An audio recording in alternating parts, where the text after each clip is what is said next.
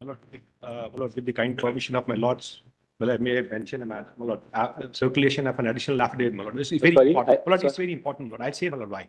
My lord, the petitioner, I'm sorry. My lord, I have filed an affidavit with permission for application to file an additional affidavit in petition number 1037 of 2019. That's Mohammed Akbar Law versus Union of India. Well, it's affidavit. Something very startling has come to our knowledge, my lord. The petitioner one, Mohammed Akbar Law, my lord, he had said, my lord, at so many homes and in the Legislative Assembly, Pakistan Zindabad. And my lord, he still has no remorse about that. I have annexed along with my additional affidavit all his, my lord. We also read the newspapers because a lot of things which are said in affidavit are preempted by giving the news to the newspapers. So you've seen the newspapers. So it's all right. Why, fair enough. We are now the lead petitioner in the lead petition saying Pakistan Zindabad on the floor of the House has its own seriousness. All right. The Lordships may look at it, my lord, then who is contesting the claim of continuing 370? We are going to hear you for 2 minutes, so you can make that point when you are called out. In addition, I submitted my additional note 3 pages. That will be taken on Saturday. I will take that. Anyway, you've made your point. You should at least apologize. You should file an affidavit that I owe allegiance to the Constitution of India because I am before the highest court of the country. And I object, my lord, he must say that I strongly oppose terrorism and secessionism in Jammu and Kashmir. The learned AG is here. Somebody regard us. It's not the newspaper alone. It's and not only within on the floor of the House, he reiterates outside the. I stand by it. It's not that the newspaper barely cracked it out and we have media reports that he said exception is not complete. It's not complete at all. He has said so many other things. Since in the evolving Constitution of India, then we can't stand outside the Constitution of India also. All right, we got your point. I'm grateful. Matter of propriety, I'm grateful. There must be some reports. Not remorse, my lord. He must say that I oppose and object to terrorism and any secessionist activity by Pakistan in Jammu and Kashmir or elsewhere. It must come on record. He is a petitioner in which petition? In the lead petition, my lord. But for your lordship's decision that it would be titled as Ray Article 70, he would have been the main petitioner. 1037 of 2019. Shah Faisal, my lord, after withdrawal, he is the next. And he is not an ordinary man, my lord, he is a member of parliament. And, when he made this 1037 of 2019, titled, my lord, Mohammed Akbar Law and another versus Union of India. And others. I'm grateful. Okay. Yes, Mr. Giri. I have requested your lordship that I'll give a note not mentioning the paragraphs of IR follow. Yes. I have circulated. You have circulated that. All right. Also drawing attention to a speech of Sardar Patel where he says democracy alone is not in alliance with dynasty. No.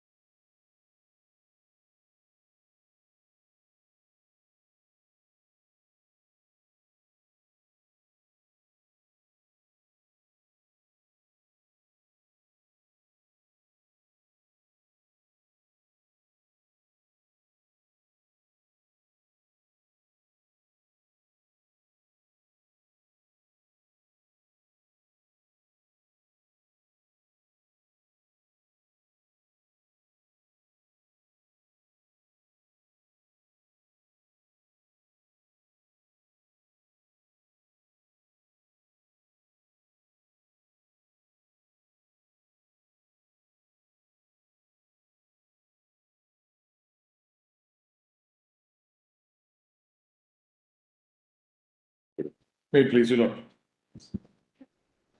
Lord, no. Just one submission, my lord. Somebody comes before the highest court of the land, to the Constitution bench of the Supreme Court, challenges, my lord, presidential orders, prays for several other comprehensive reliefs. And, my lord, he doesn't apologize to your lordship, sir. If he has made that statement, my lord, his submission should be taken into account. Only if he apologizes before his lordship. Puts it on affidavit. There's one. We'll put it to Mr. Yes, Counsel yes. when the rejoinder is Yes, called out. yes. It's Not as for the court. Despite it being brought to the notice of the court, if he does nothing, it might encourage others. The efforts of the nation to bring in normalcy, which is substantially not successful, might be affected. And coming from responsible leaders, it has its own context and it has its own seriousness. Yes, Mr. Yes. No, my lords, the one aspect on federalism, my lord, which has, I believe, my lord, trying to present a facet before your lordships, which obviously your lordships would have been taken through earlier, but just one aspect of it, my lord, in the context of abrogation of 370, my lord, if your lordships could kindly come to some portions, my lord, of the opening remarks of Dr. Ambedkar, Volume 8. Both the opening remarks and the closing remarks, my lord, are at Volume 8 of the Convenience Compilation of Documents. PDF page 5.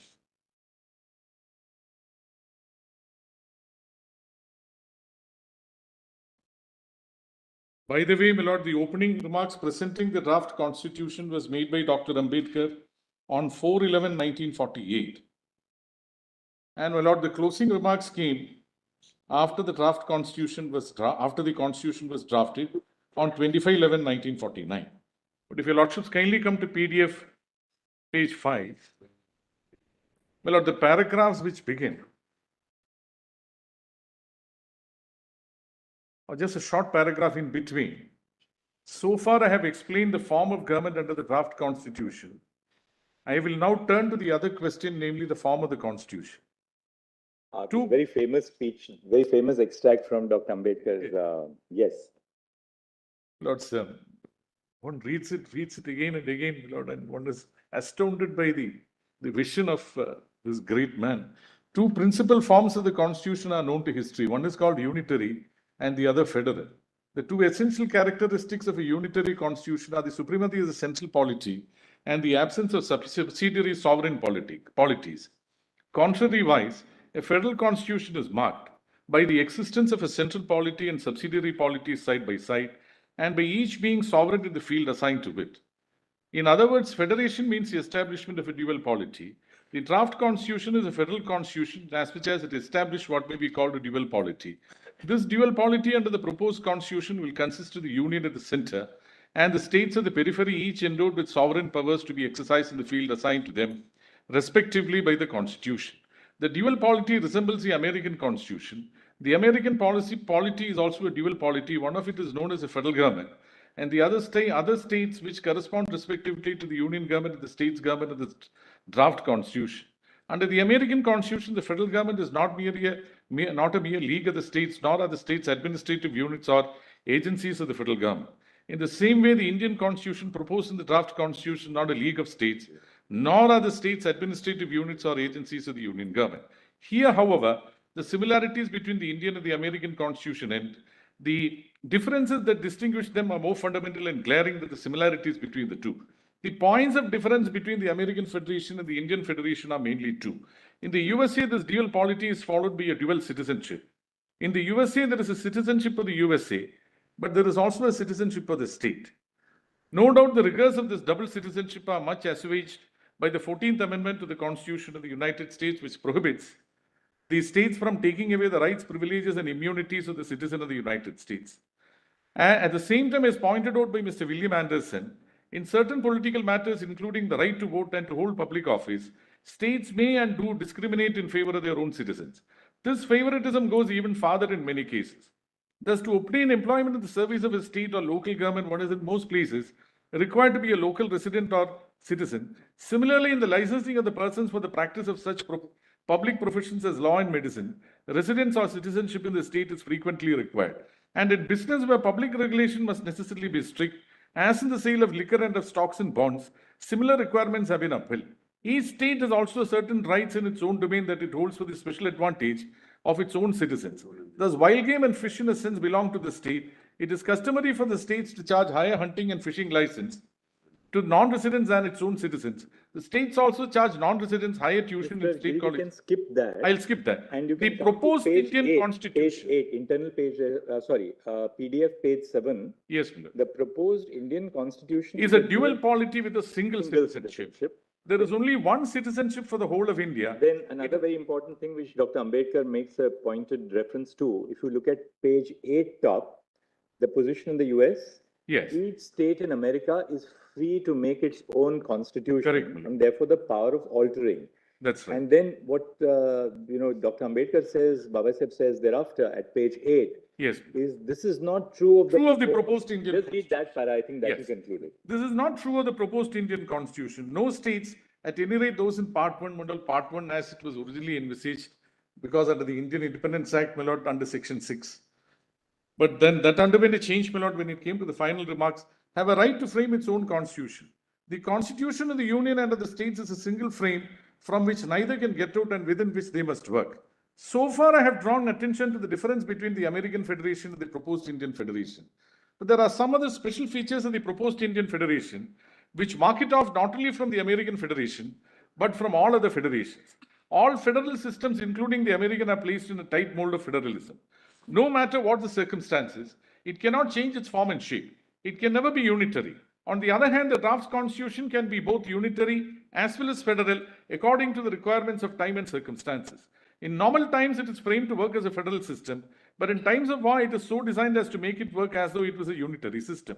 Once the president issues a proclamation which he is authorized to do under the provisions of Article 275, my lord, it must have become 356 later, the whole scene can become transformed and the state becomes a unitary state. The union under the proclamation can claim, if it wants, the power to legislate upon any subject, even though it may be in the state list, the power to give directions to the states as to how they should exercise their executive authority in matters which are within their charge, the power to vest authority for any purpose in any officer, and the power to suspend the financial provisions of the Constitution. Such a power of converting itself into a unitary state, no federation possesses. This is one point of difference between the federation proposed in the draft Constitution and all other federations we know of. This is not the only difference between the proposed Indian Federation and other federations. Federalism is described as a weak, if not effete, form of government. There are two weaknesses from which federation is alleged to suffer. One is rigidity and the other is legalism. That these faults are inherent in federalism, there can be no dispute. A federal constitution cannot but be a written constitution, and a written constitution must necessarily be a rigid constitution. A federal constitution means division of the sovereignty by no less a sanction than that of the law of the constitution between the federal government and the states, with two necessary consequences. One, that any invasion by the federal government, the field assigned to the states and vice versa, is a breach of the constitution, and such breach is justiciable matter to be determined by the judiciary alone. This being the nature of federalism, a federal constitution has been found in a pronounced form in the Constitution of the United States of America. Countries which have adopted federalism at a later date have attempted to reduce the disadvantages following from the rigidity and legalism which are inherent there.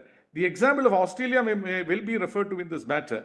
The Australian Constitution has adopted the following means to make its federation less rigid. Then, my lords, in coming to, my lords, the last paragraph beginning there, in assuaging the rigor of rigidity and legalism, the draft constitution follows the Australian plan on a far more extensive scale than has been done in Australia. Like the Australian constitution, it has a long list of subjects for concurrent powers of legislation. Under the Australian constitution, concurrent subjects are 39. Under the draft constitution, they are 37. Following the Australian constitution, there are as many as 6 articles in the draft constitution where the provisions are of a temporary duration and which could be replaced by Parliament at any time by provisions suitable for the Constitution. The biggest advance made by the draft Constitution over the Australian Constitution is in the matter of exclusive powers of legislation vested in Parliament. While the exclusive authority of the Australian Parliament to legislate extends only to about 3 matters, the authority of the Indian Parliament as proposed in the draft Constitution will extend to 91, It has then come to 97, 97 being an omnibus residuary clause. In this way, the draft constitution has secured the greatest possible elasticity in its federalism, which is supposed to be rigid by nature. It is not enough to say that the draft constitution follows the Australian constitution or follows it on a more extensive scale. What is to be noted is that it has added new ways of overcoming the rigidity and legalism inherent in federalism, which are special to it and which are not to be found elsewhere. First is the power given to Parliament to legislate on exclusively provincial, Go ahead. in normal times. I refer to Articles 226, 227 and 229. Under Article 226, Parliament can legislate when a subject becomes a matter of national concern as distinguished from purely provincial concern, though the subject is in the state list, provided our solution is passed by the upper chamber, resolution must be, my lord. Upper chamber by 2/3 majority in favor of such exercise of the power by the centre. Article 227 gives a similar power to Parliament in a national emergency. Under Article 229, Parliament can exercise the same power if provinces consent to such exercise. Though the last provision also exists in the Australian Constitution, the first two are a special feature of the draft Constitution. The second means adopted to, my lord, my lord, please come to the next page, my lord, PDF 12. Yes. Not that the others are not important, my lord, but then to save time, because anyway, your lordships would be going through it. One can therefore safely say that the Indian Federation will not suffer from the faults of rigidity or legalism. Its distinguishing feature is that it is a flexible federation. There is another special feature of the proposed Indian Federation which distinguishes it from other federations. A federation being a dual polity based on divided authority with separate legislative, executive and judicial powers for each of the two polities is bound to produce diversity in laws, in administration and in judicial protection. Up to a certain point, this diversity does not matter. Just skip that a little bit now and then go to the bottom of that page. Yes. The draft constitution has sought to forge means and methods whereby India will have federation. And at the same time will have uniformity in all basic matters which are essential to maintain the unity of the country. And then on the next page, Dr. Ambedkar refers to three things: a single judiciary, uniformity in fundamental laws, civil and criminal, and all India civil service. That's we can then. Yes. No, my lord, the rest of it, my lord, but of course, your lordships would be, with the utmost respect, my lord, I would commend that your lordships have a I think we have seen the key of yes, the key factors, the key features correct of the constitution which make it federal. At the same time, yes, preserve the need for that's right. a certain degree of uniformity. That's right. At the national level. That's right, my lord. No, my lord, immediately, if your lordships cut the chase to the closing remarks, that's the famous, my lord, speech by Dr. Ambedkar. 1949. Yes. Where is that? That is, my lord, at PDF page 1299, same volume. Yes. So I don't. Would you like to read it? No, sir, you can. You can lay emphasis on.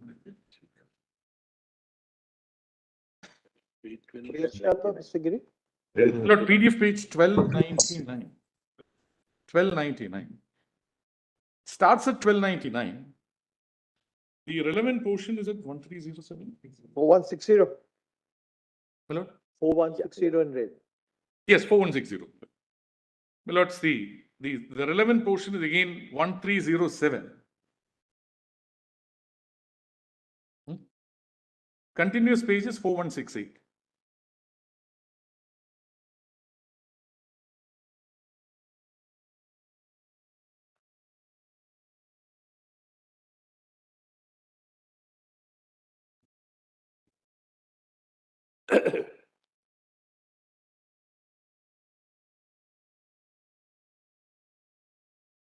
Can I read it? Yes. There's only one point of constitutional import to which I propose to make a reference. A serious complaint is made on the ground that there is too much of centralization and that the states have been reduced to municipalities. It is clear that this view is not only an exaggeration, but is also founded on a misunderstanding of what exactly the Constitution contrives to do. As to the relation between the center and the states, it is necessary to bear in mind the fundamental principle on which it rests. The basic principles of federalism is that the legislative and executive authority is partitioned between the center and the states. not by any law to be made by the center, but by the constitution itself. This is what constitution does. The states under our constitution are in no way dependent upon the center for the legislative or executive authority. The center and the states are co-equal in this matter. It is difficult to see how such a constitution can be called as centralism. It may be that the constitution assigns to the center too large field for the operation of its legislative and executive authority than is to be found in any other federal constitution. It may be true that the residuary powers are given to the center and not to the states. But these features do not form the essence of federalism. The chief mark of federalism, as I said, lies in the partition of the legislative and executive authority between the center and the units by the constitution. This is a principle embodied in our constitution. There can be no mistake about it. It is ever wrong to say that the states have been placed under the center. Center cannot by its own will alter the boundary of the partition, nor can the judiciary, for as has been well said, courts may modify, they cannot replace, they can revise earlier interpretations as new arguments, new points of view are presented, they can shift the dividing line in marginal cases, but there are barriers they cannot pass, definite assignments of power they cannot reallocate, they can give a broadening construction of existing powers, but they cannot assign to one authority powers explicitly granted to another. The first charge of centralization defeating federalism must therefore fail. The second charge is that the center has been given the power to override the state. Then my Lord Dr. Ambedkar says, this charge must be admitted.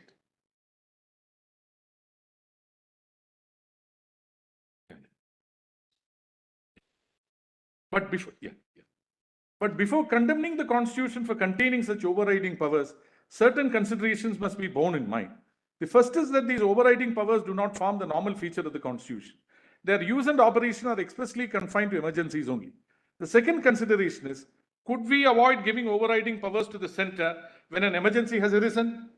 Those who do not admit the justification for such overriding powers to the center, even in an emergency, do not seem to have a clear idea of the problem which lies at the root of the matter. The problem is so clearly set out by a writer in that well-known magazine, The Round Table, in its issue of December 1935, that I offer no apology for quoting the following extract from it. Says the writer, political systems are a complex of rights and duties, resting ultimately on the question to whom and to what authority does a citizen owe allegiance. In normal affairs, the question is not present, for the law works smoothly, and a man goes about his business obeying one authority in this set of matters and another authority in that. But in a moment of crisis, a conflict of claims may arise, and it is then apparent that ultimate allegiance cannot be divided. The issue of allegiance cannot be determined in the last resort by a juristic interpretation of statutes. The law must conform to the facts, or so much the worse for the law. When all formalism is stripped away, the bare question is what authority commands the residual loyalty of the citizen? Is it the center of the constitutional state? The solution of this problem depends upon one's answer to this question, which is a crux of the problem. There can be no doubt that in the opinion of the vast majority of the people, the residual loyalty of the citizen in an emergency must be to the center and not to the constituent states, for it is only the center which can work for a common end and for the general interests of the country as a whole. Herein lies the justification for giving to all center certain overriding powers to be used in an emergency. And after all, what is the obligation imposed upon the constituent states with these emergency powers? No more than this, that in an emergency, they should take into consideration alongside their local interests, the opinions and interests of the nation as a whole. Only those who have not understood the problem can complain against it. No, my lord, there is an anguish. Sorry.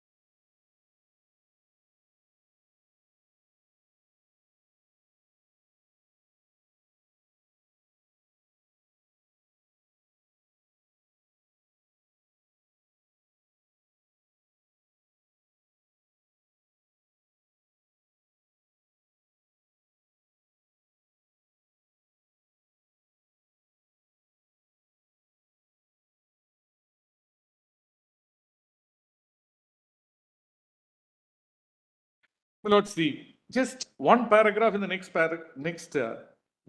lines in the next paragraph, my lord, how the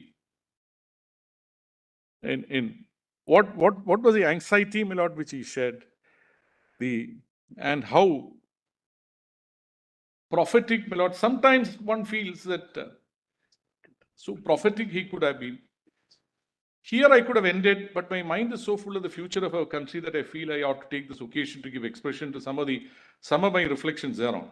And 26 January 1950, India will be an independent country. What would happen to her independence? Will she maintain her independence or will she lose it again? This is the first thought that comes to my mind. It is not, sorry.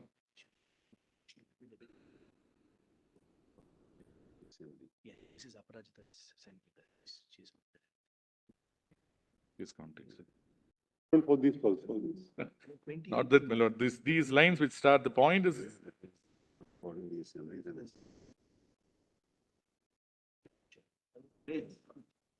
Today's context, my lord. The anxiety and the anguish, my lord. Was complete reading that, Mr. Giri. It's a very interesting passage. Yes, yes.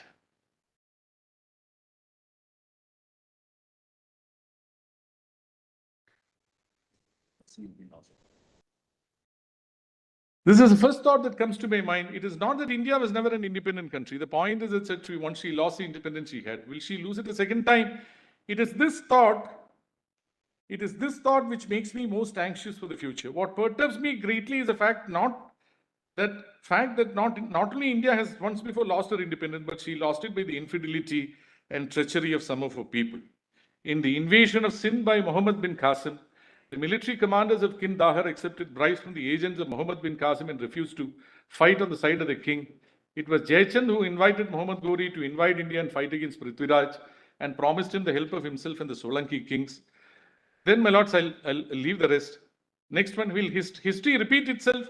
It is this thought which fills me with anxiety. This anxiety is deepened by the realization of the fact, in addition to our old enemies, in the form of castes and creeds, we are going to have many political parties with diverse and opposing political creeds. Will India place a country above the creed, or will they place creed above the country? I do not know. But this much is certain, that if the parties place creed above country, our independence will be put in jeopardy a second time and probably be lost forever. This eventuality we must all resolutely guard against. We must be determined to defend our independence with the last drop of our blood. No, my lords, these two my lord, speeches made by Dr. Babasaheb Ambedkar, two different points of time, one while presenting the draft constitution, the other after the draft constitution, concluding remarks. There's not much variance, my lord, except to say that the slanting, my lord, if any, in the distribution of power, lawmaking power, my lord, towards the center was justified by Dr. Ambedkar after the constitution was drafted. No, my lord, it is after taking into all this that your lordships have also, my lord, over the years, after 1950, interpreted the constitution, interpreted the federal structure of the constitution. My lord, it has been done in many cases, but for the present, my lord, can you just give the paragraph numbers, my lord, and the PDF page numbers of some of the judgments, my lord, starting with State of Rajasthan versus Union of India. Just give the citation. Just give us the page, Yes. the PDF My lord, volume 26.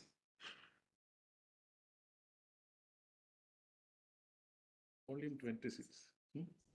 My lord, 1977 3 SEC 592. That's okay. We have just give us the PDF volume now. Yes. The PDF My lord, that is PDF page 54. At? 54. At para? At paragraph, my lord, just. So you're giving the PDF page of the relevant paragraph of the beginning of the case, whichever way you want to do it. Just give us the page at which the case begins and the page at which you are stressing the extract. Yes.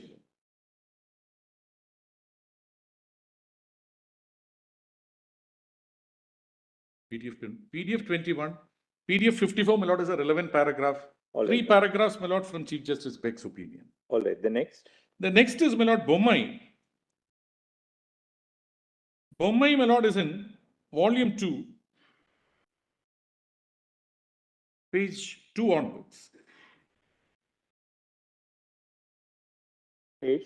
And at page? My lord, that's what. My lord, there are multiple opinions in Bombay, as your lordship would have. Right, but which are the paragraphs you? My lord, the paragraphs, my lord, can I start with, my lord, in the order in which it is given, my lord, Sure, no problem. Justice Pandian's opinion doesn't deal with federalism separately. PDF paragraphs 1 to 9.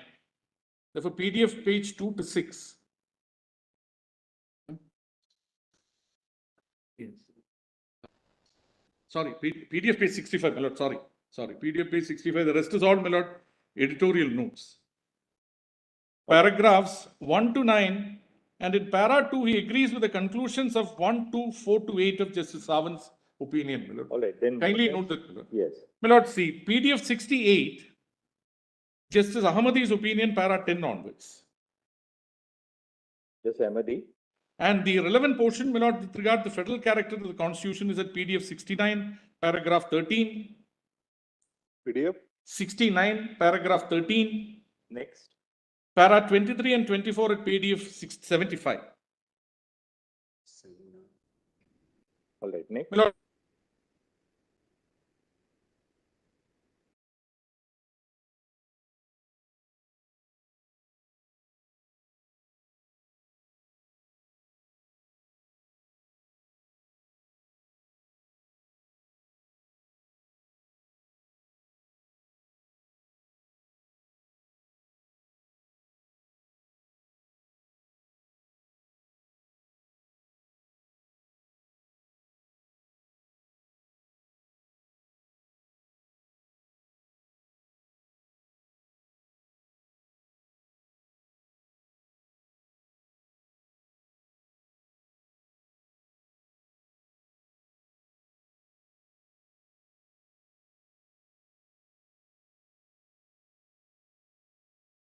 but para 247 and 248 PDF 206.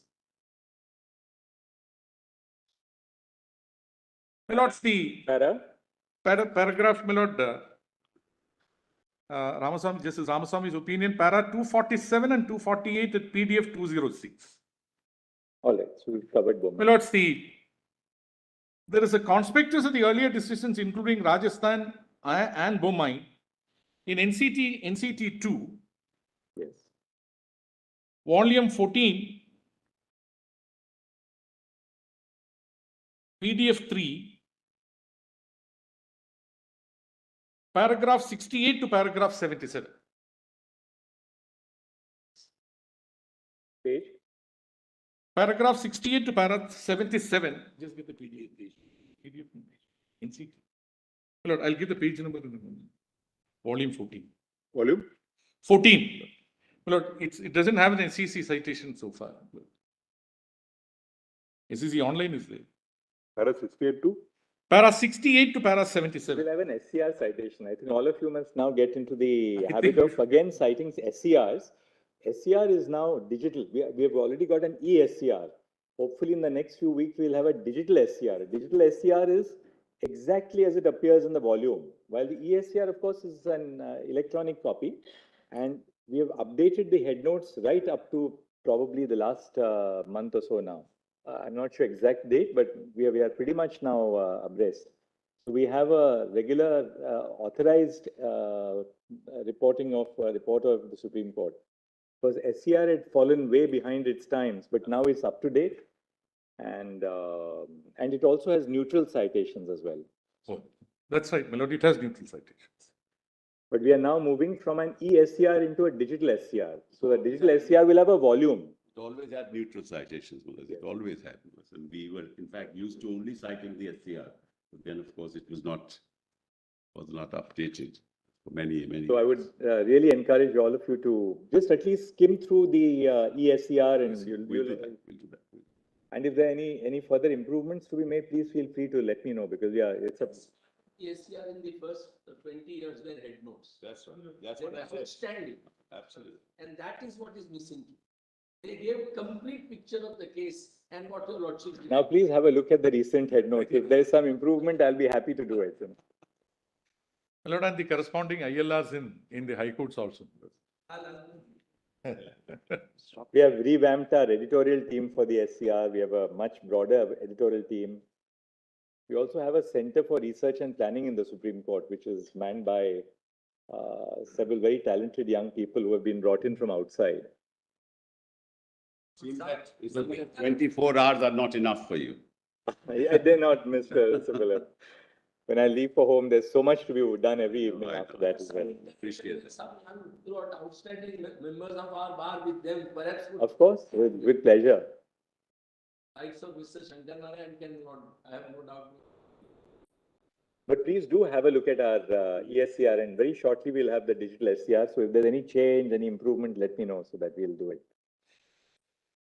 Well, not strictly on this, but then I'll have to anyway. I thought of referring it in another context on which, my lord, I'll do it in a minute or so. Also, but the best part, it's a free service. So you can imagine lawyers across the country, from the districts to the high courts, have this free availability of resource material. Law colleges which can't afford to purchase software, they have this free service. It's searchable, absolutely. Yes. My lord, earlier days I was a reporter for the ILR, my lord, in the High Court. And one good thing was, my lord, it kept one abreast with all the judgments, my lord, which used. But the numbers were not, it was not so numerous then. But then writing the head note always, my lord, was a task. Giving the head note was always a task. And one had to send it back to the learned judge, my lord, to get his approval also. Because otherwise, my lord, sometimes one misses out the crux of the judgment. My lord, the one, my lord, I'll just hand it over, kindly permit me. My lord, when Bomai came out, my lord, Bomai was delivered, Mr. Sorabji, my lord, wrote an article which was published in the SEC. My lord, just give 5 copies. My lord, I am not taking your lordships, but when your lordships have the time, just keep that and put it in the. Yes. My lord, Mr. Sorabji argues. Just give us a citation. You don't have to add papers now anymore. 94.3 SEC Journal 1. Just give copies. 1994? 1994 3 SEC Journal 1. What was Mr. Sorabji's? My lord, it's relevant, my lord, how Mr. Sorabji argues and persuasively how Justice Savan's opinion, my lord, should be treated as a majority opinion in Bomai. Not on the aspect of federalism. And then my lord says, my lord, this I'll immediately say why it is relevant, my lord, is because it is in Justice Savan's opinion, my lord, that paragraph 153 comes as a conclusion. And 153.4, my lord, especially, that decisions could be taken, my lord, even irreversible decisions, there is a restriction on irreversible decisions. During the currency of a president's proclamation, till such time as a proclamation, my lord, is approved by both houses of the parliament. That's in para 153.4. I think the learned solicitor has brought your lordship's opinion. Yes, notice. Since the provisions contained, my lord, that is at page 149 of the report. Since the provisions contained in clause 3 of article 356 are intended to be a check on the powers of the president under clause 1 thereof, it will not be permissible for the president to exercise powers under subclause A, B and C of the latter clause to take irreversible actions till at least both the houses of the parliament have approved of the proclamation.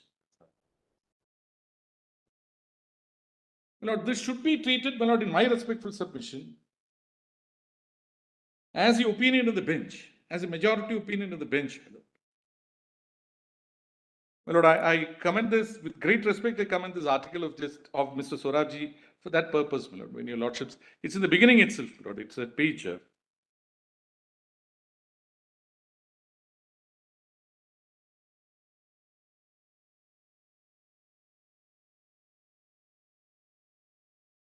My lord, on federalism, I'll just make this proposition, my lord, and leave it before your lordships. I've given, my lord, the relevant paragraphs in the judgments, my lord. I have placed Dr. Ambedkar's opening remarks and the closing remarks. My lord, especially in the last judgment of NCT 2, where your lordships, my lord, had a conspectus of the earlier judgments, my lord, which dealt with federalism. There are 2 or 3 features, my lord, which your lordships have outlined. One is that federalism is a basic feature of the constitution.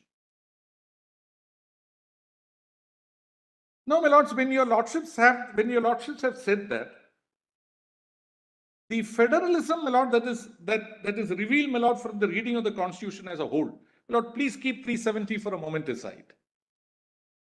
Is, my lord, where the distribution of the legislative powers with the parliament and the state legislatures, and with the slanting, my lord, in favor of the state. The reasons have all been given, my lord. I need not repeat it, my lord, because your lordships have articulated it so well, my lord, in the earlier judgments. Now, my lords, whatever it is, your lordships will find that 370 constituted when your lordships have a holistic picture of the constitution and the relationship between the union and all the other states.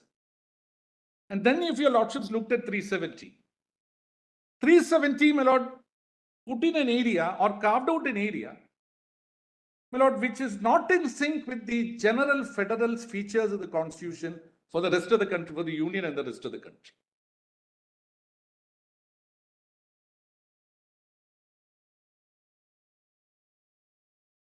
Dr. Dhawan, my lord, pointed out other features, my lord, in part 21,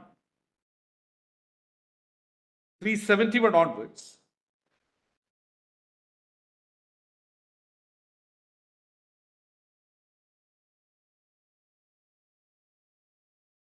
Point is, my lord, over a period of about 25 years, different provisions were introduced, were inserted in the constitution, giving certain special provisions, my lord, for some of the states, and all, therefore, an amendment of the constitution and the parliamentary legislation. But point is, my lord, there are 2 or 3 features which emanate out of 370. One is that Parliament requires the consent of the state, the government of the state in relation to matters which are included in list 1 and 3, but not relatable to the instrument of accession. That the consent of the state is required for making applicable certain provision, all provisions of the constitution which have been mentioned in clause D. Just 1 second.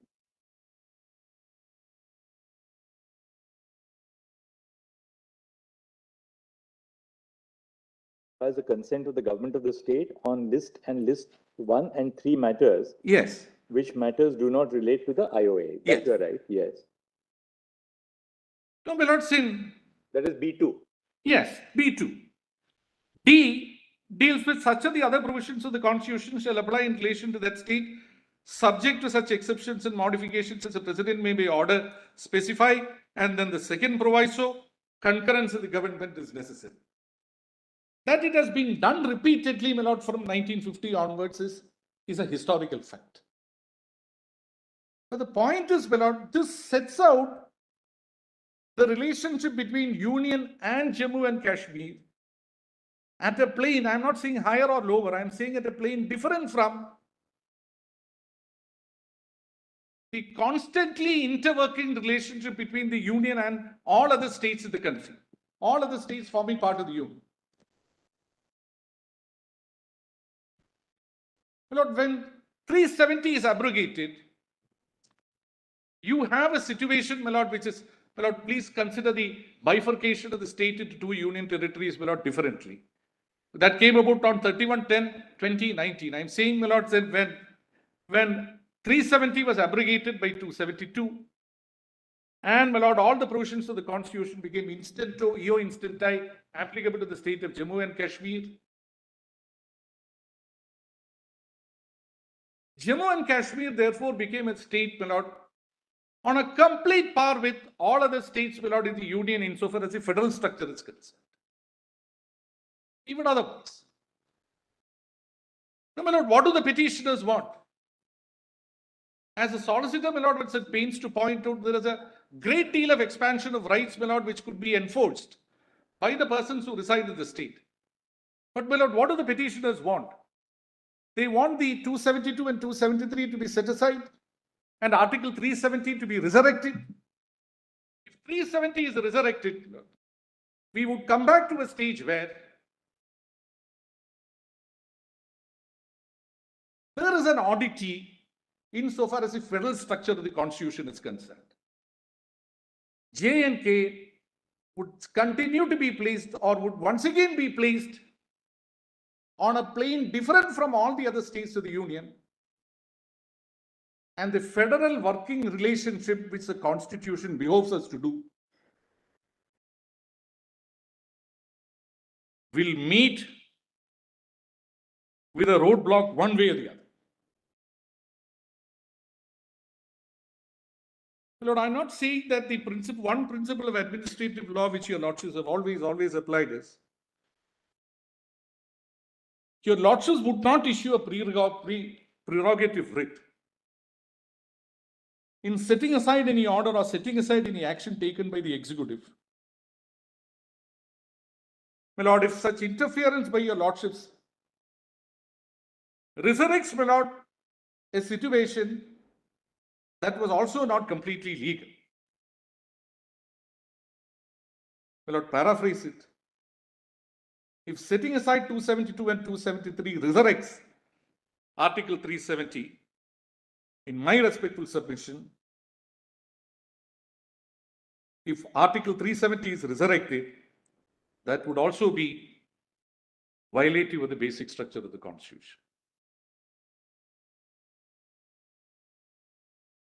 Yes.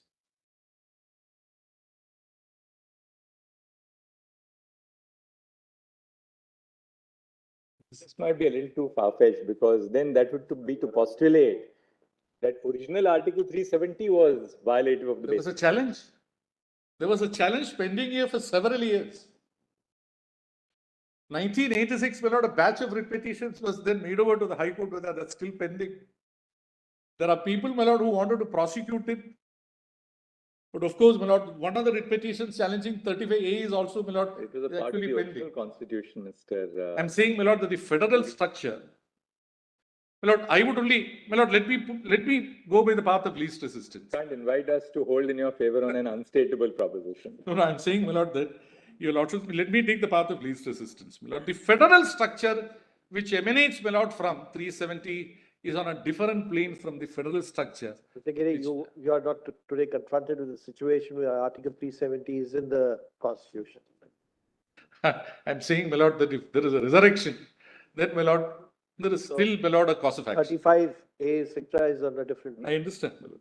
I'm saying, my lord, these. I think we better wrap up. I am wrapping up. 11:25. My lord, just one aspect on which your lordships wanted an answer, my lord. In Madhav Rao Sidhya, my lord, 1971, 1 SEC 85. Volume 6, PDF 390.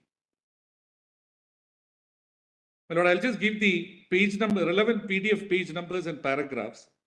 My lord, Chief Justice Hidayatullah's opinion, para 65, PDF 443. Para 76, PDF 447. Volume? My lord, volume 6, my lord, of the case law compilation. Yes. Decision starts at PDF page 390. So what is the proposition you're citing it? My lord, it's only this one. Your lordship, the solicitor had taken your lordship extensively through Ganpat Rao. Yes, yes. Which came about later. My lord, the mandamus was issued in Madhav Rao Sidhya, my lord, where after a serious bit of ratiocination, the lordships came to the conclusion, both Chief Justice Hidayatullah and Justice Shah, that the right which is claimed by the petitioners emanates from Article 291, Constitution, and 362, and not from the covenant.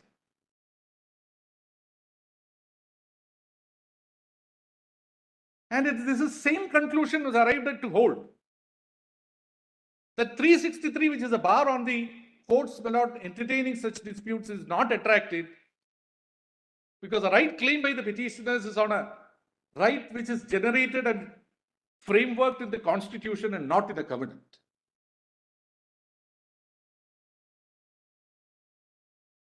That is why a mandamus is issued. We don't have a parallel here. 1 second. You said that the rights, but Justice Hidayatullah and Justice Shah said that the rights which were claimed by the petitioners originated in Articles 291 and 362. And not in the covenant. Not from the covenant. And what is the next, what is the sequitur that? And therefore, my lords, that 363 was not attractive. 363 has been subsequently repealed, but 363 was not attractive. And therefore, a mandamus was issued. Therefore, my lord, the right claimed by the petitioners was under the Constitution itself. 291 and 362 were repealed. Earlier, my lord, it was only a question of, my lord, withdrawing the recognition of a ruler under 366(22). That was found to be inadequate because 291 and 362 were still intact. That is why, my lord, in the first matter, in Madhavrao Sindhya's matter, a mandamus was issued.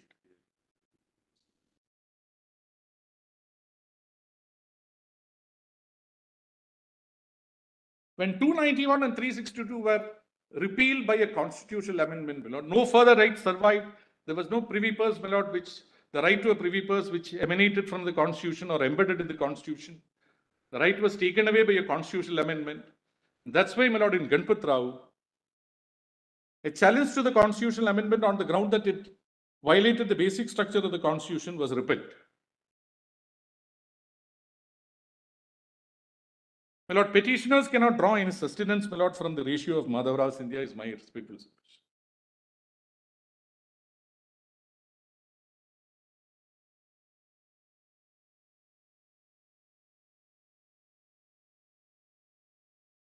Thank you, Mr. I am deeply obliged to you. Thank you, Mr. Giri. Yes.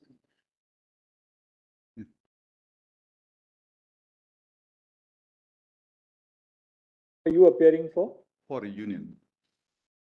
But for the union, how many people will appear, Mr. Natraj? We don't want to stop you because it's an important matter, but Yeah, I'll not Take away. repeat anything, and can you formulate what? Yes, I'll formulate. I'm cautious of the arguments already advanced on behalf of Union of India, and equally conscious of the time factor which is staring at me through your eyes.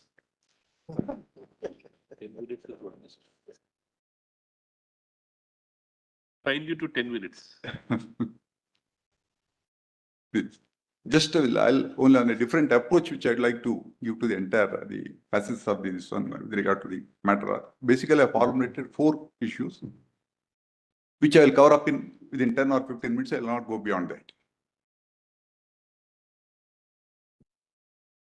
Article 370 is the only provision in the Constitution which has a self-destruction mechanism.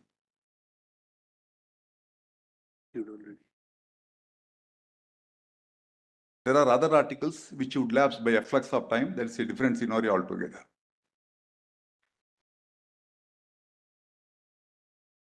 Number 2, this article did not confer any kind of right.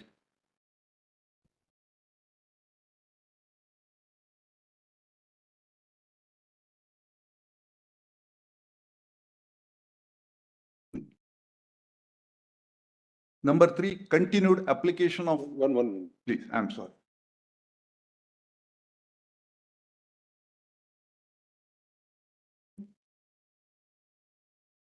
Continued application Of Article 370 discriminated and opposed to basic structure.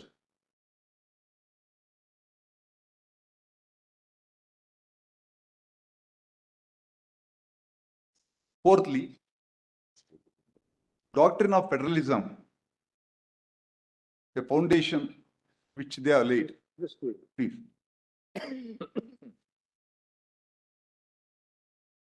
In the stricto sense, has no application insofar as Article 370 process is concerned. What is the 4th one?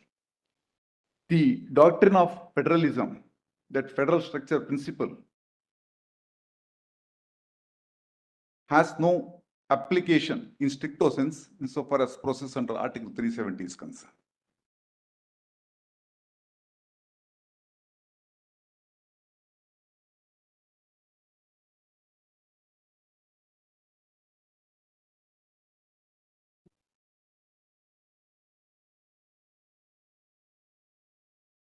Now, first let me deal with the last point with regard to the federal structure theory which they advanced or propounded in support of their contention. By virtue of it, the Article 370 abrogation and all this process, the federal structure has been violated.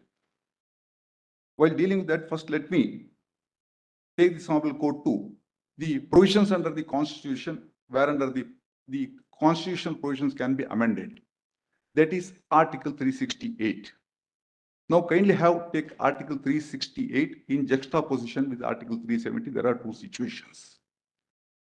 Under Article 368, that is the provision under which the Constitution can be amended. That is the provision which recognizes, number one, constituent power. Number two, while amending the constitutional provisions, in most of the cases, we require the majority or the 2/3 of the majority as provided under Article 368(1). The second part is equally important, which recognizes federalism, is the next part, where the ratification. Article 368(2) that recognizes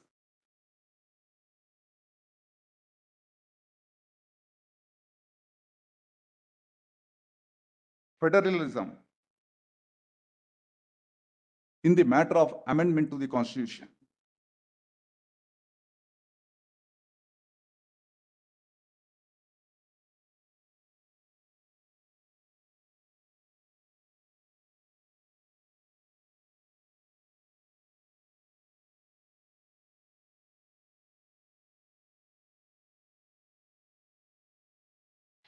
Yes. Kindly see the keywords under Article 368.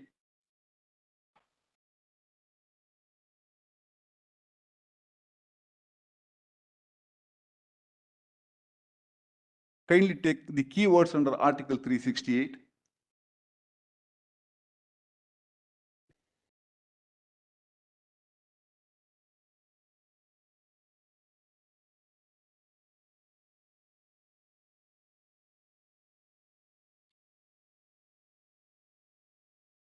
(368)(1), notwithstanding anything contained in this Constitution, President may, in exercise of its constituent power, the constituent power is explicitly brought into the constitutional provision for the purpose of amendment under Article 368(1), in exercise of constituent power, amend by way of addition, variation, or repeal any provision of this Constitution in accordance with the procedure laid down in this article. So, for the purpose of repeal, the power exercised is recognized as a constituent power under Article 368(1). Now, kindly go to 2. An amendment of this Constitution may be initiated only by the introduction of a bill for the purpose of either house in a parliament, and when the bill is passed, each house by a majority of total membership of that house, and by a majority of not less than 2/3 of the members of the house are voting. That is the second part. Then proviso, provided that if such amendment seeks to make any change in Articles 54, 55, and so and so, so and so, the amendment shall also require to be ratified by the legislature of not less than 1/2 of the states. So the collective consent theory is introduced under Article 368 for the purpose of amendment of the Constitution.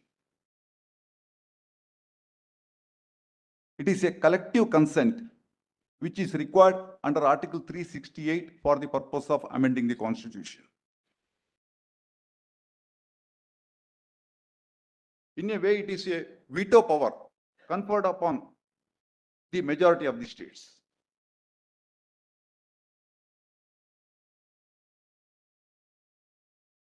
Now, have 370, Articles 370 in a juxtaposition.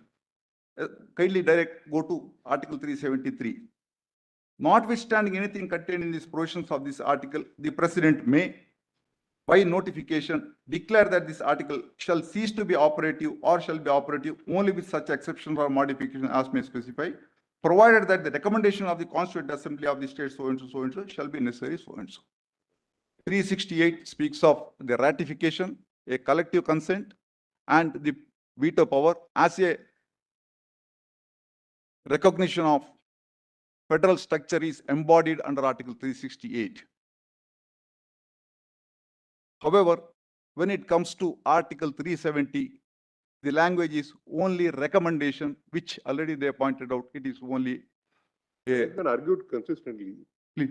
The word recommendation has been argued. Therefore, I am not touching. I am pointing out the difference between the ratification as a matter of the federal structure, which is brought in for the purpose of amendment, and 370, which only says the recommendation.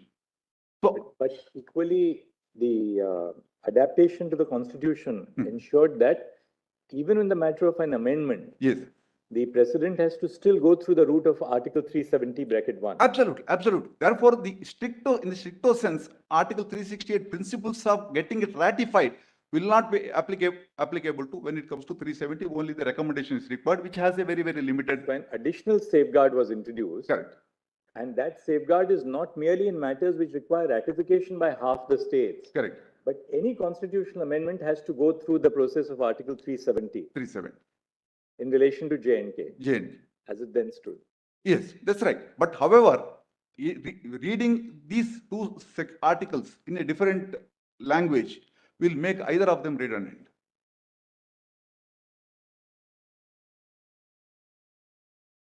Otherwise, straight away we can go under Article 368 for any kind of amendment of the Constitution.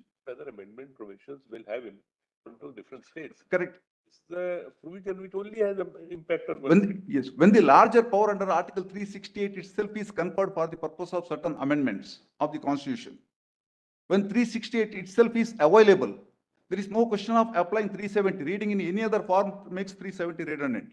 Or if you apply 370 in any other form, 368 makes redundant. It's always been put to us that 373 was a self-destructive mechanism so far as 370 is concerned. That we've already noted. Mr. Nataraj, Please. what you're probably trying to highlight Please. is that the argument that the federal structure gets affected because of abrogation of 370 Yes. should not be accepted for the reason Yes. that the federal structure is protected by 368 Yes. itself. And you cannot say that federal Absolutely. structure is diluted in case 370. 370 is concerned. So federal structure is applied and protected under Article 368, and under Article 370, there is no such strict application of federal structure for the purpose of Article 370.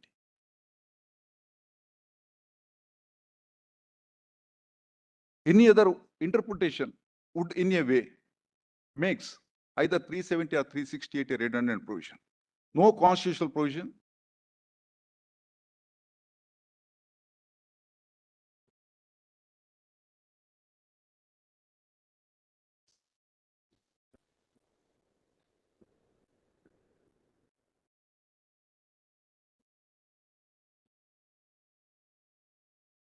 So therefore, power conferred under Article 370 is a unique, superior power.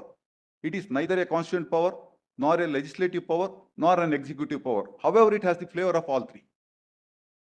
It is a superior power conferred under the Constitution on the President to introduce. Now look at our problem. Yes. Your two ASGs arguing two different things. Mr. Dwivedi said it's a constituent power. It has And the you are saying flavor. that, Yes, it of has. course, Mr. Dwivedi is not an ASG, but it- the point is he's on your side. Yes. Now, at some point, we were told that they had differing interpretations. Yes. Now we are in a situation where the respondents are coming with It has the, yes, it has the flavor of all three.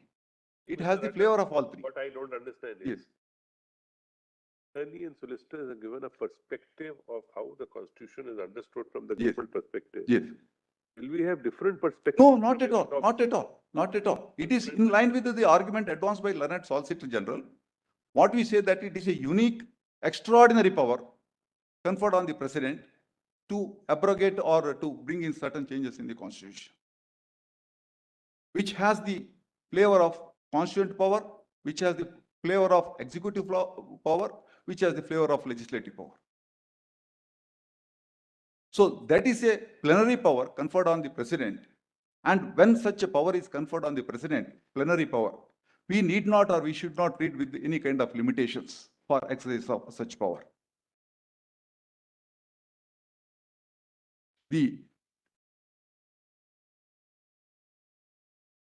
Such an extraordinary power conferred on the President need not be or should not be read with any kind of limitations.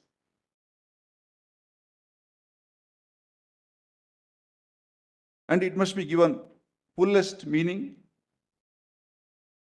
and to be applied without any procedural restrictions. The proviso has to be forgotten. Proviso has to be followed. There is no doubt about it. But you can't equate with the Article 368 that the stricter. If the proviso has to be followed, then what happens to the No, Requirement therein. no, the requirement is correct, but the yardstick is totally different. We can't equate with the procedure required to be followed under Article 368.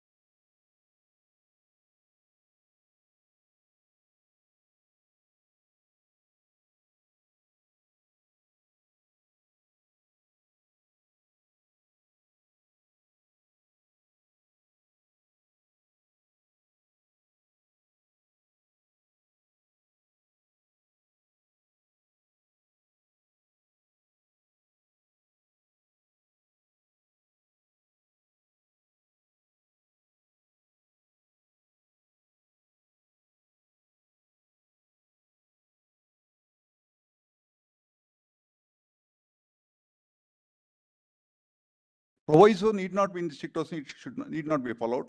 And when it's a plenary power, it need not be read with the limitations as held in R versus Burra, which has been applied in the Keshavananda Bharati. Thank you, Mr. Nathan. Thank you very much, Mr. Nathan. Mr. Jaitlani. Clarification. Whether the power is constitutional power, executive power, or administrative power. But that exercise is irrelevant. It is a sui generis power, given only in one article to the highest constitutional. That's not the. Yes, Mr. Jaitlani.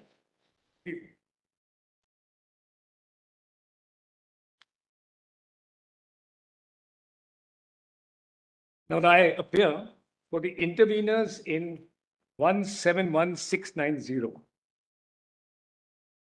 Could you repeat that, Mr. Jaitlani? But I number 171690 in in the lead petitions. In the lead petitions, I am the intervener. But my clients in 1047. Yes, in 1037. 1037.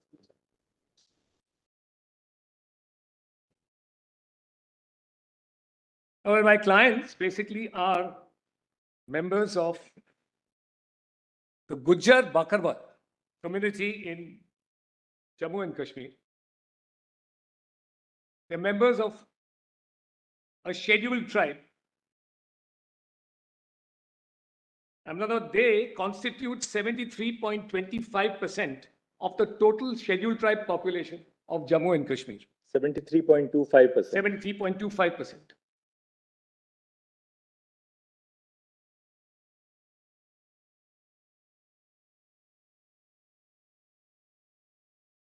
But of course, we strongly support the amendments for the reason that the provisions in the Constitution pertaining to scheduled tribes, 330, etc., were never applied.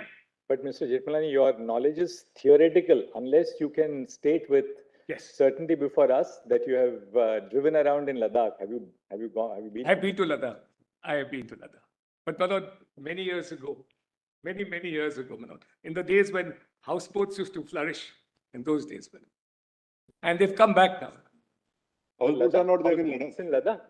I have not seen a houseboat in Ladakh. No, houseboat in Srinagar and then from there on.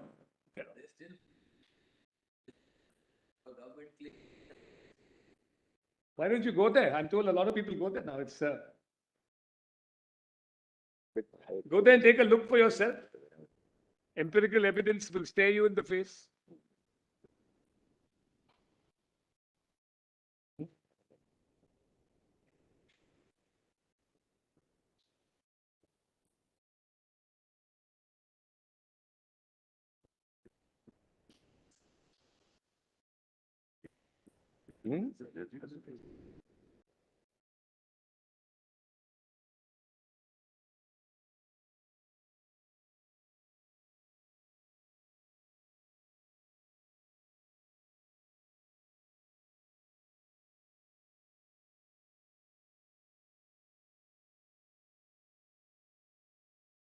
The Himalayan car rally, which used to take place then in the former days, has now been revived.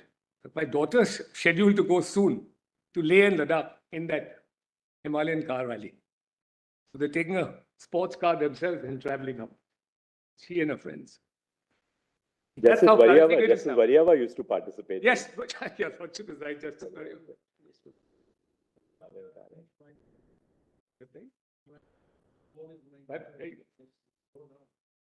All affirmations from the reaffirmations from the other side about the congenial climate that now takes place in Jammu and Kashmir. But my clients are restricting themselves to the challenge to 373 and the proviso thereto, as also to the amendment to 367 brought about by CO 272. I'm not going into the question of 356 and the territorial reorganization. That's beyond tribal folk. And 356 really deals with the satisfaction of the president and the governor's report and so on, matters which are best dealt with by the government. So I'm not going into that. I'm going to these two questions only. So you're going to go into 373? 370, the proviso.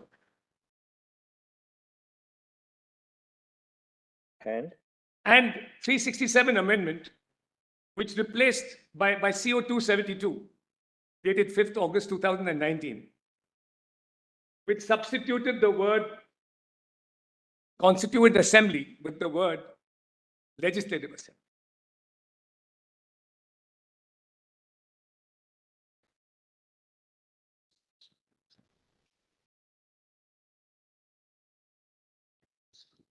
Incidentally, I might just mention that my clients are the beneficiaries subsequent to 5th August 2019. Actually, you very helpfully identified the 4 key areas in the case, yes, which the case turns. 1, 370 itself, and the proviso to 370(3).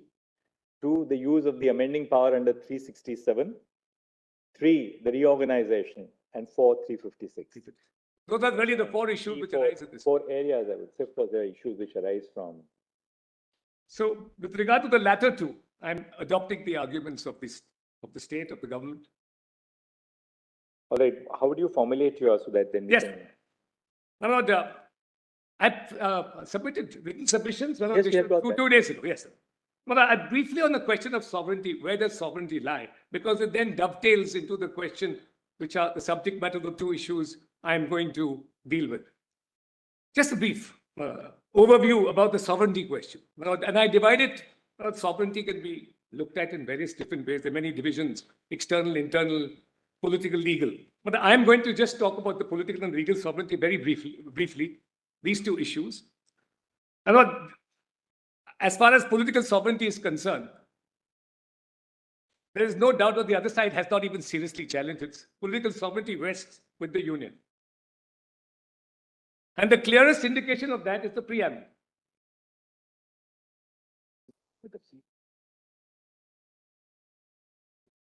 Union. Political sovereignty rests with the Union. Qua the state.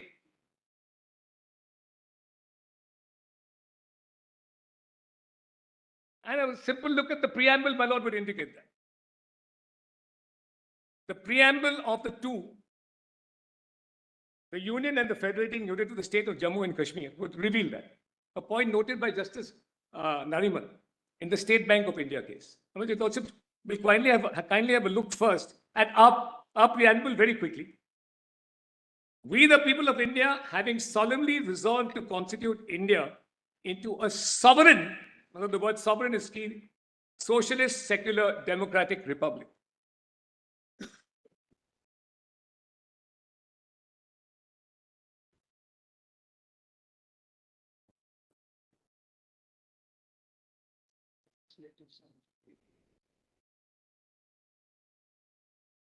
Now, in contrast, the Constitution of Jammu and Kashmir has the following preamble.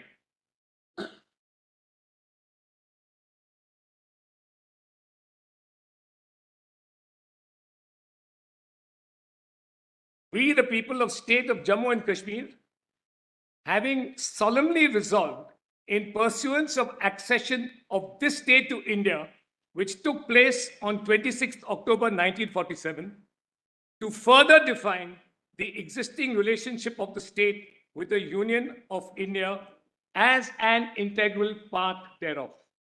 So now the preamble itself makes no mention of sovereignty.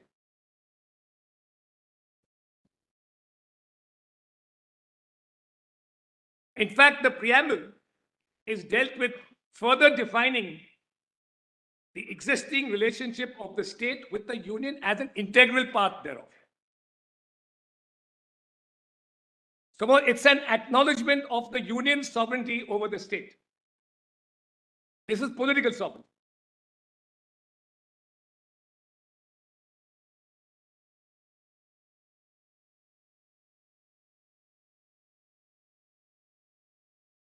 The Constitution was geared towards defining the relationship of Jammu and Kashmir for the Union as an integral part of the Union.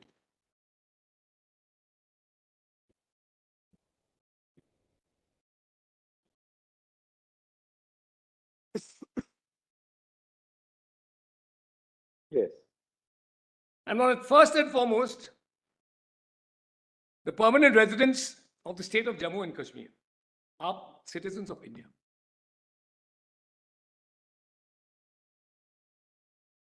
Although Mr. Lord may sometimes behave that he's not, but in fact he is.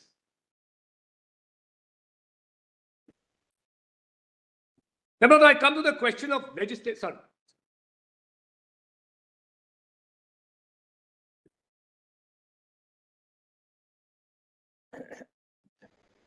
Legislative sovereignty is divided between the Union and the state.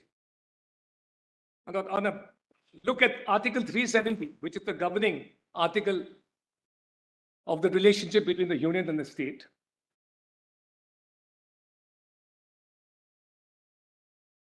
Matters in the concurrent and Union list acceded to by the then Maharaja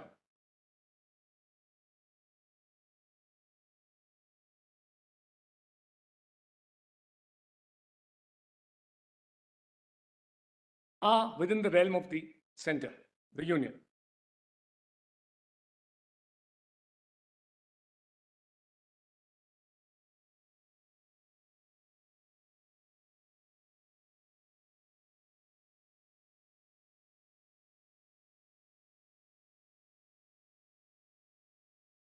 And broadly speaking, the other parts of the Constitution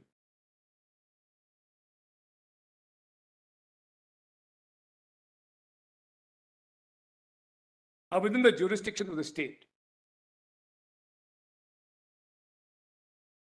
And but therefore, the sequitur of your argument would be that matters which do not form part of the instrument of accession in relation to which the Union was given exclusive control, yes, the four matters. Yes.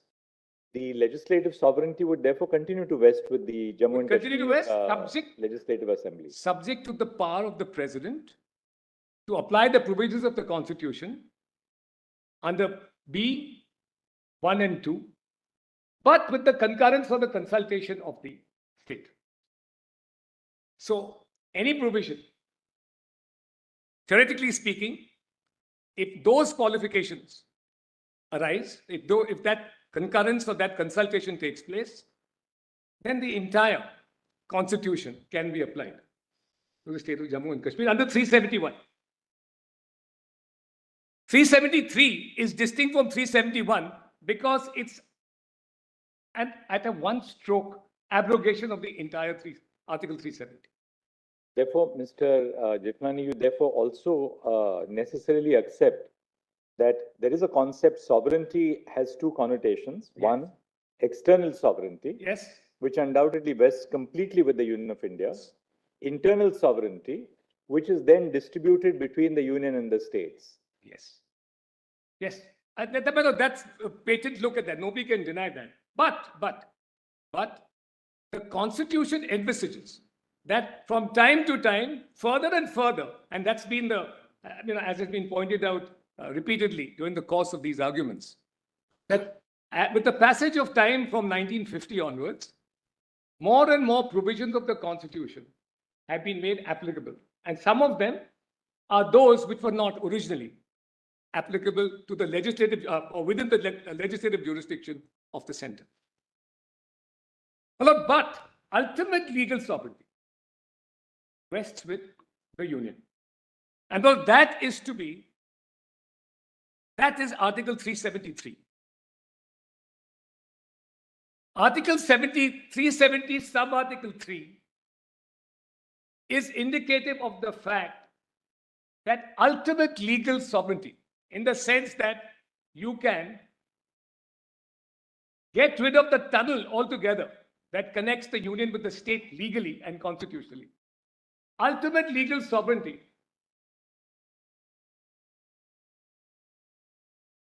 rests with the Union of India. And 373 is key, is one of the key issues in this entire discussion.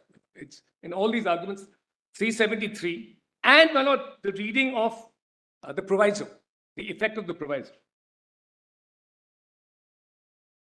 That establishes most of the issues that arise in this case, at least it sets a platform whereby the others can be. Absent that, there would be nothing else, which is why the other side is at pains to point out that after the Constituent Assembly dissolved or became extinct, 373 has no application. In other words, the substantive part of 373 is now swallowed by the proviso. The absence of the Constituent Assembly and the power of recommendation which was vested in it has now disappeared. That's their case. Now, on that proviso, I'll have something to say. But this is the sovereignty issue.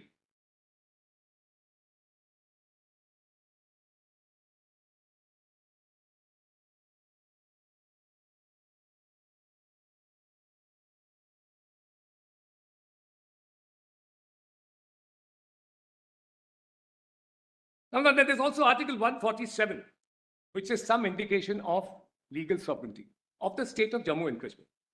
That's the amending part.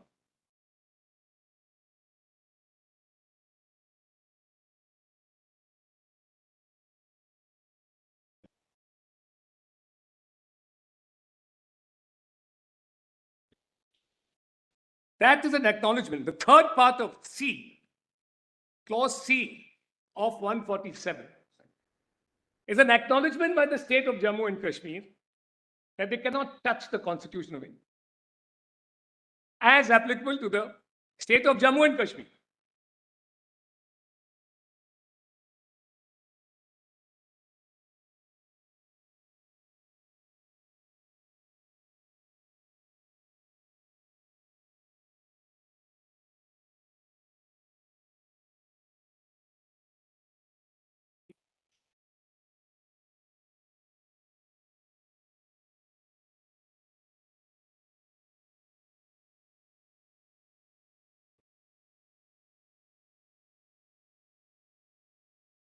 Some of the issue of Article 373 and the proviso thereto, it actually dovetails into three questions which I'll just frame, which are at the heart of the controversy here. The first is Article 370 temporary or permanent?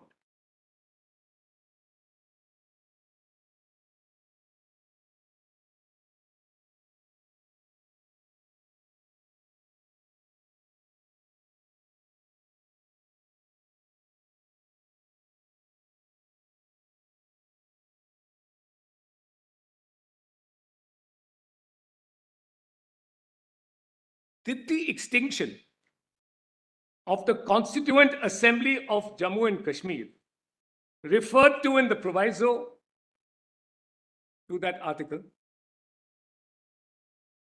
render entire Article 373 Oshos?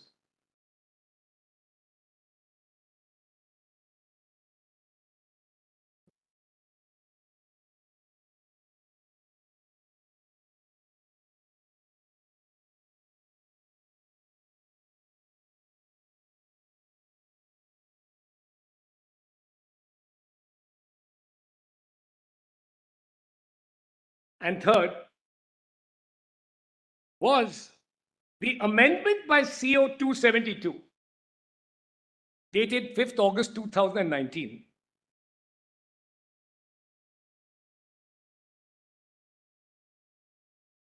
to Section 377, to Section 367. Sorry, to Article 367. Article 367. By the addition of clause 4D,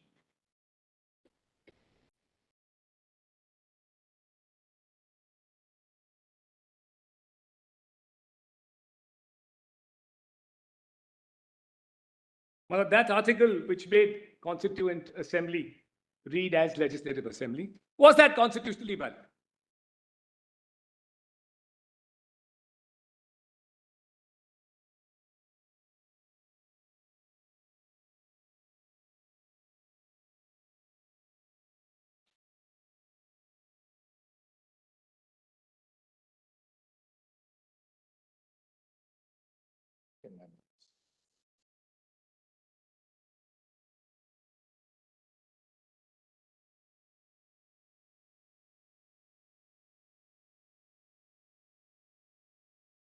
Number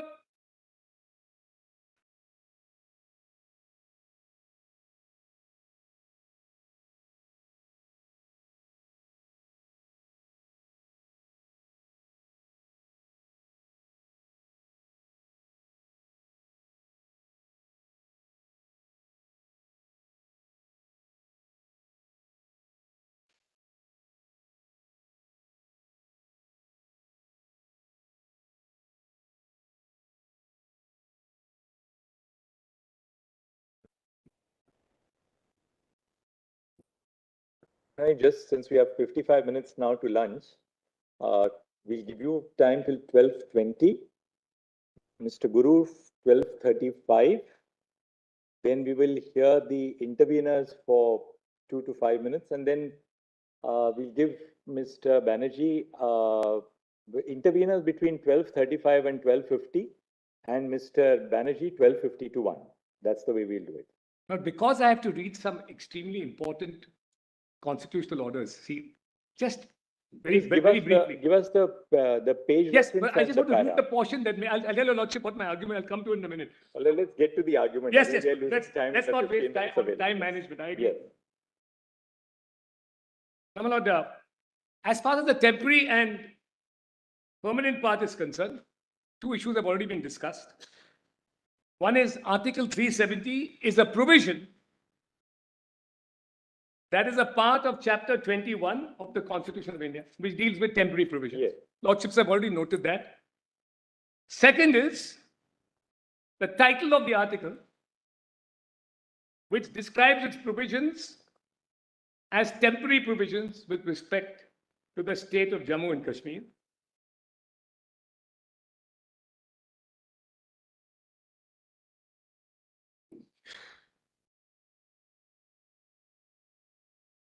And my lord, third is the effect of the proviso requiring the prior necessary recommendation of the Constituent Assembly of Jammu and Kashmir before the president can act under 373(1).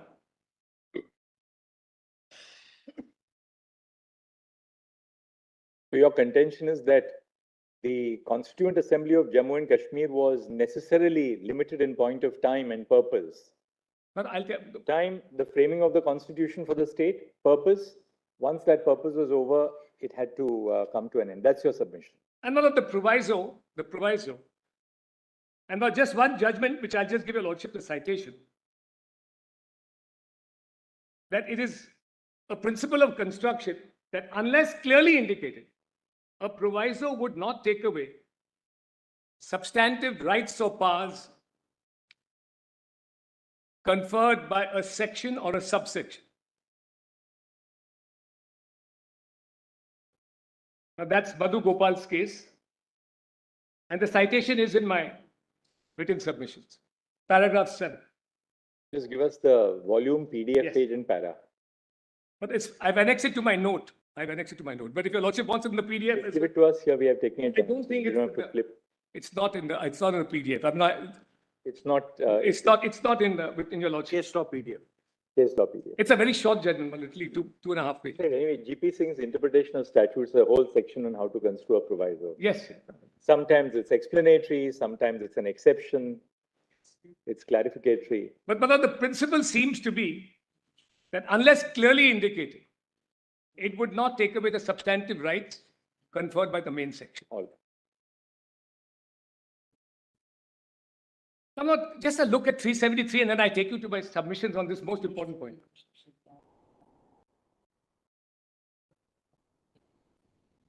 Yes.